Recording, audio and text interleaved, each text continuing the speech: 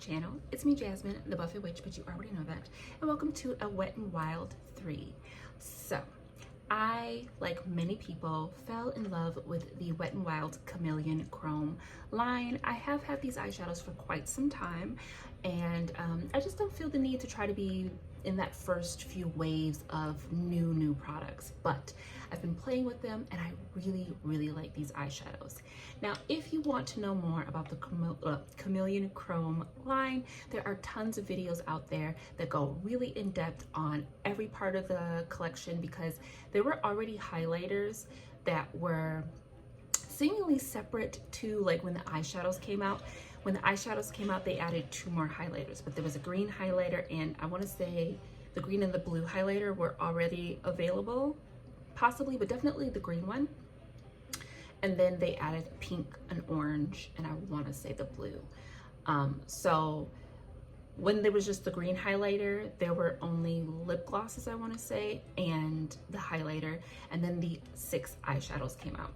I was able to get my hand on all 6 of the eyeshadows in the first buy, which was great, and I've been playing with them ever since. So about 3 to 4 months I've been playing with these, and it's finally time for me to get them on my channel. So I swatched them out on my palm so you can see them in all of their beautiful glory. Now, I had them for quite some time before I realized that the iridescent shades correspond with the very pigmented shades. So going from this way to that way, I have the shade Comet Couture. This is probably my favorite shade. I did not think it was going to be. I thought the green was going to be my favorite because it's very punchy, but this is absolutely stunning. Okay, so that is Comet Couture, and her sister shade is going to be Moon Flare, right there. Okay, these are so pretty. Very creamy formula. I would highly recommend you use the eyeshadow base, else they do crease a bit, but if that's not a problem for you, then it's not a problem for you.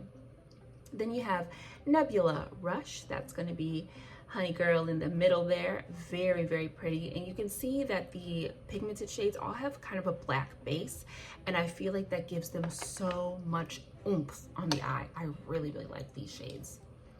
Now, I am typically a lover of these light base multi-chromes and duochromes, but on my skin tone, you know, they're going to do a lot of flipping and or stick heavily to the shade that they reflect to. So I like how on my palm you've got that sheerness to them, that very bright etherealness. On the eye, they kind of translate more like a pink, a yellow, and a gold, but I'm not too upset about it. So this is Starlight Fever, that very beautiful iridescent pink in the center. And then the green, the one I think most people like, Meteor Muse, is just stinking gorgeous. I do have 2 other eyeshadows in my collection that are very reminiscent of this shade, but of all the very electric, like these crazy green shades like this is probably my favorite. This one has a bit of a teal flip to her. She's real cute, okay? Real strong. I have found that the looks I've done with this one are a bit much, and I'm just like, I mean, I like that, but you know, put your seatbelt on when you play with her. And then her sister shade is Lunar Voltage. Very beautiful. Iridescent green, you know, I love those. And it has a bit of a pink shift to it. I don't know if it's coming off on camera, but it has a little bit of a pink shift, and I love a green pink duochrome holographic multichrome. That is probably my favorite combination. So with these little dinky swatches done, I am going to give you 3, possibly 4 looks. We'll see how much my eyeballs can take, but I'm definitely going to give you 3. The palette I'm going to pair this with is going to be the Blends by Blend Bunny, because I was thinking I want to do maybe blue with the green, and instead of pulling out a bunch of different palettes, I said, well, this has every variation of the things I was going to attempt to use, so I'm just going to use Miss Blends because she gives us the whole rainbow to play with. So I will see you at the end of the video. Grab something to drink, grab a snack, grab your own items, and let's play in the makeups.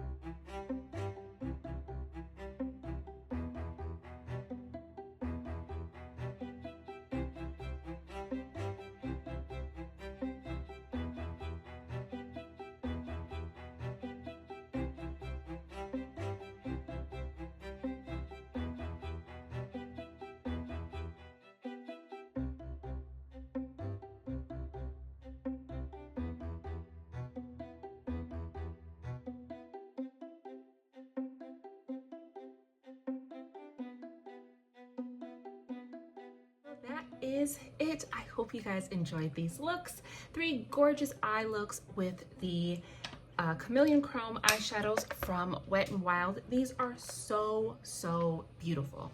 So before I go, I just want to give a little review of my personal experience with these products, why I like them, some things I would change if I could, if there are any, and maybe some palette combinations to use with it that you might enjoy if you have the same like matte shadow palettes that I'm going to be talking about. So first off, I do think this is definitely a formula that works better with the finger if you're going for opacity. If you want to see the color bold, opaque, just full coverage, definitely use your finger. If you want a sheer wash, if you maybe want to change the intensity of the shade, definitely use a brush. A flat paddle brush is best because it is such a it's a bit of a more wet version of like a Super Shock shadow. So it's got some emollients to it. It's gonna squish out if you're pushing it too hard. It almost flakes like a foil at times. So it is a formula you might wanna, possibly do your base after you do your makeup. I personally don't really care about fallout, and I just dust it away with my foundation brush and I keep it pushing. So, but I do think it looks better and comes up more opaquely if you use your finger. It is a very smooth formula, so it goes on the finger it goes on the eye via the finger very smoothly. In this particular look, I think you could see how I was just kind of dragging it up into my sometimes poof area because I wanted a very sheer wash of the more like holographic shade to pair with that light minty green that I put there. I didn't want a ton of opacity with this, and it moves very easily. It does still move easily enough with a brush, but the finger is definitely going to shear things out, put it where you need it in a nice easy motion.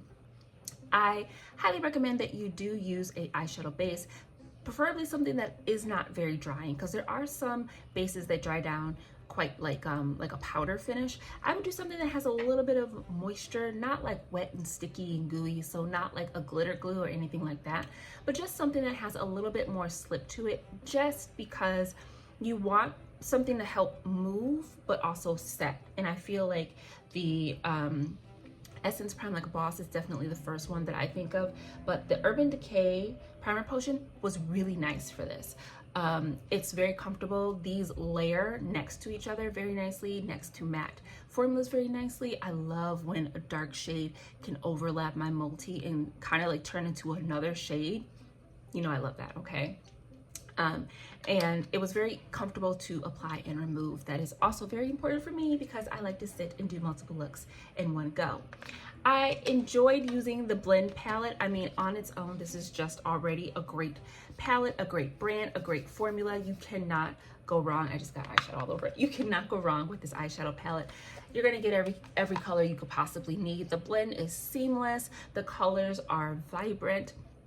There's not a ton of fallout with this formula as well, so it was just a very easy pick to use with these shadows. I've also been pairing them, specifically the Comet Couture shade. Where is it? I've been pairing it with my Danessa Myricks Depotted Groundwork matte shadows, and also I will pair it with the Natasha Denona shadows, and I've loved this particular shade with my Amazon palette. I have been loving that eyeshadow palette.